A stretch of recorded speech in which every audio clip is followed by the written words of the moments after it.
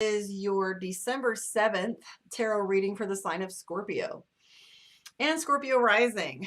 My hope and humble wish is and prayer is that this is of use to you, can bring you a little peace, guidance, and clarity. I was just over there talking to Libra, saying how nervous I am all over again, talking about self-judgment, how I've been doing this for a really long time, and yet since I've been sick, starting up on my schedule again has got me in my head, right? Where else do we do that? Where we allow ourselves to talk negatively and our confidence is struck by silly things that don't really matter. Cosmos barking in the background. Yeah. Peekaboo. All right, this is for you, Scorpio. 10 of Cups. The Death card. Transformation. 9 of Wands. Ace of Coins. 8 of Cups. So what I have to say to you, dear Scorpio, is 10 of Cups is balance, right? You have the Death card, which is transformation and change. And what is Scorpio but transformation, intensity? That's definitely the Scorpio card. If any of you don't know how they correlate, you can see the Scorpio symbol in the bottom. So what that tells us is that this is the energy of that sign, or it correlates or has similar energy. So the big focus for you right now is the 9 of Wands. 9 of Wands is our card for foundation. Building a house, staying for some longevity in a job, making plans. On the outside of that, we have the 8 of Cups. Things moving quickly. So you can expect this next week or this next phase not only to move quickly, but to be in a more positive light. So sometimes when things move quickly, we end up getting fried over it. And next thing you know, we're stressed out. But every card in here has to do with love, emotion, beauty. There is some deadlines and intensity, and you're learning a lot. Look at you, Scorpio. You've got the Page of Wands, which is an education. For some of you, this could be something as simple as a CPR class or onboarding for new employment. But this is about taking a class, like continuing education or studying something on your own, maybe even taking one class toward the remainder of higher education to get you a degree, etc. However, this is learning phase. There's a learning phase for you. The Chariot card might indicate some travel, but it does mean intensity. For some of you, there may be a new job for you. Knight of Coins, Ace of Coins, right? Feeling like the new guy, but it's going to change things for you financially. One of the messages for you right now is to operate from a place of wisdom. You have the Strength card in here. Actually, there's a lot of major cards for you, or I would say significant ones. Let me point them out to you. You have the Strength card, and that's about taking wisdom from past experience and making better choices and understanding our history and our past and making sure that we don't make the same mistakes that we had done in the past, or by being smart enough to think through things and not even engage in the situation. Expect to be masterful with your emotions right now. Expect to have emotional intelligence be the word of the day for you, where you're able to navigate emotions fluidly and be graceful with them. I have the 2 of Cups, the High Priestess, the Strength card, and the King of Cups. All of those talk to us about being graceful with emotion. We have intuition, balance, EQ, and wisdom. Hell of a sentence, Scorpio. You know, wealth is great because it brings us physical comfort, power, control. But this is magical right here.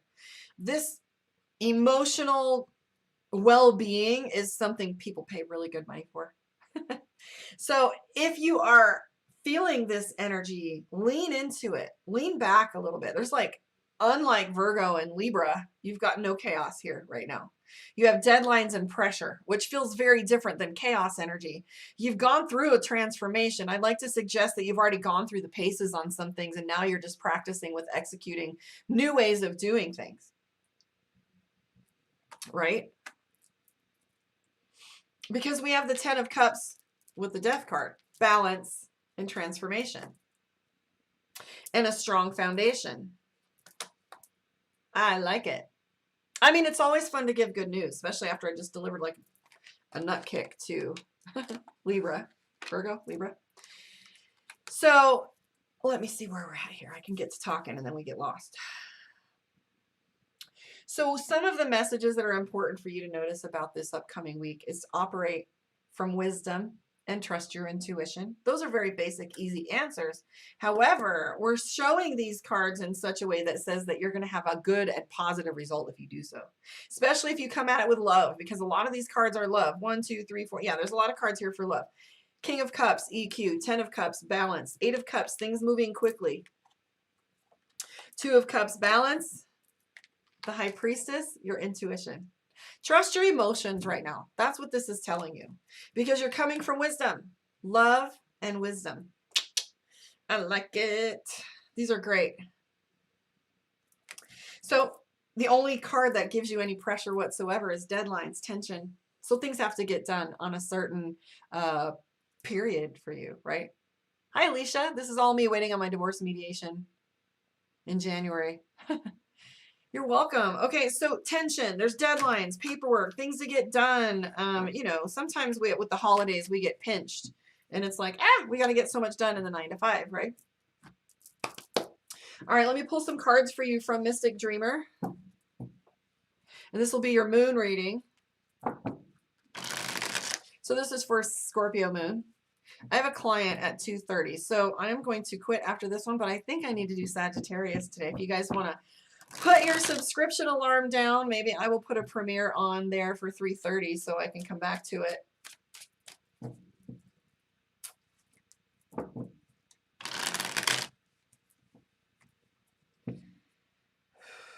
Scorpio, here we go. 8 of Cups. All right, hold the line. I just posted a song earlier where it said sometimes the answer to suffering is to never give in. It sounds harsh, right?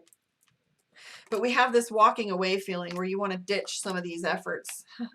You're really trying desperately to make sure people only see you as like getting it right and doing it right. You don't want to be seen as a failure or failing or even emotional right now. You don't want anyone to see past, you know, this mask that you have. Now, masks aren't a bad thing. It's, you know, I think we confuse this thought process I'm going to show you in just a second with being fake.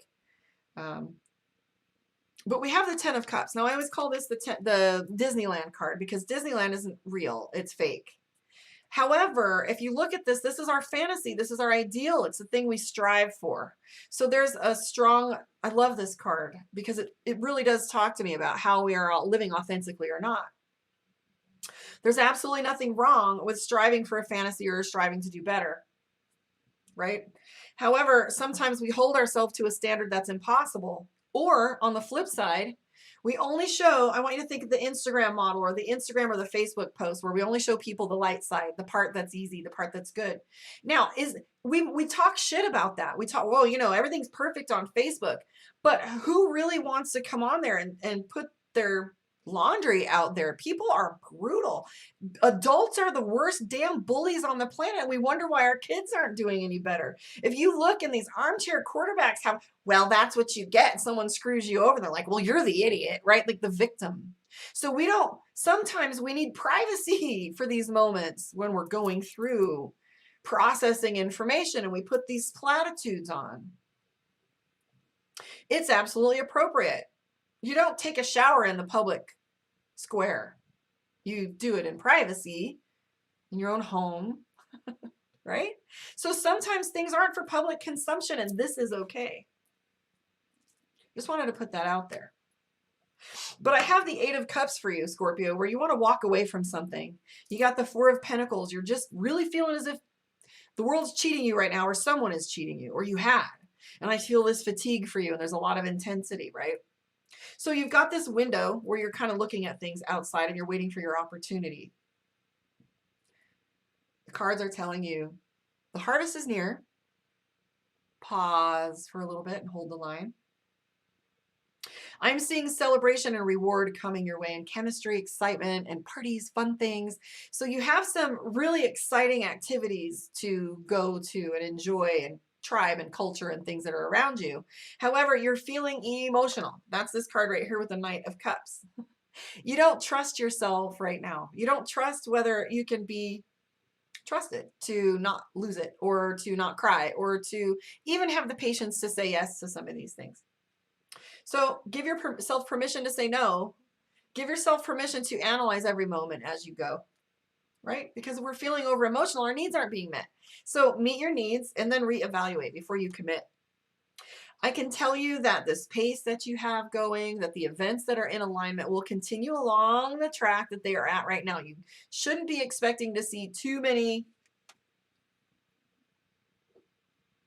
deviant tracks, too many forks in the road right now. So luckily, it is a good restful period for you to take some deep breaths, because we have this Eight of Pentacles, repetition and redundancy. So things are going to continue on this track. The dominoes are going to continue to fall right in alignment. You have the Three of Cups, being around others, and then you have the Nine of Pentacles, enjoyment. So intense though these emotions may be right now, woosah, right? They're just going to level out. We have the Fool card too, which is crossroads and opportunity. You're watching these scenarios around you for opportunity, but I'm not picking up that you should leap right now. Just stay in your lane a little bit. Cruise control, y'all. Cruise control. Maybe you could wave by people, right? So time for you to just chill, I think. Just take a breath. I'm going to pull a card for you from Divination of the Ancients and see what your focus card is for this week. I want to thank you for hanging out with me. Reach out to karmaondeck.com and book your appointment if you want to attend any classes, get a one-on-one reading for some in-depth information on your personal scenario, your personal stuff. You want to ask some questions and get some clarity. I also have a few new blogs on there today about meditation for the modern mystic, and I went over the root chakra today. If you want to read, or if you're a reader, feel free, enjoy. They were supposed to be for a conference I didn't get to speak at because I was in the hospital. So all of that content's going to be put out there in front of you for you to enjoy. So have at it if you like to read. Please let me know how you feel your reading went. Tell me if it resonated with you, if I was of service to you. Let me know if I'm on track. Share and subscribe. I don't do advertising. I like for things to be organic. If you feel so inspired, I would ask you to do that. And join me on my YouTube. That's where I like to have your company. And let's see what your card is. Astrology. Destiny. Do you astrology? I love that, right? So astrology is destiny. So there are two trains of thought, right? Which is your destiny versus free will. And I've been learning a lot about changing our karma, changing our destiny. Karma is often thought about as the thing that is a punishment, the thing we have to work out. Karma literally translates into the word work. It's sad that the word work is correlated with something negative. I know that when I'm working on something that I really enjoy, it doesn't feel like work at all. Like none of this feels like work. I do have pressure. I pressure myself a lot. However, I don't hate it. I enjoy it. But karma references to work, and destiny, you know, there's only two ways that we look at destiny, whether it's something we're forced to do that we don't want to do, or that we're forced to learn, or our punishment, or our destiny is another individual. Our destiny is our soulmates. We're destined to meet someone. That's really the only way we correlate that nowadays. But truly what destiny is stepping into the thing we're meant to become. Karma means work. Dharma is the completion of that work.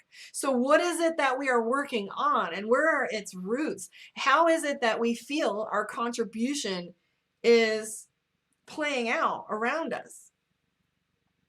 And do you astrology? I mean, come on, guys. You really should be looking into astrology.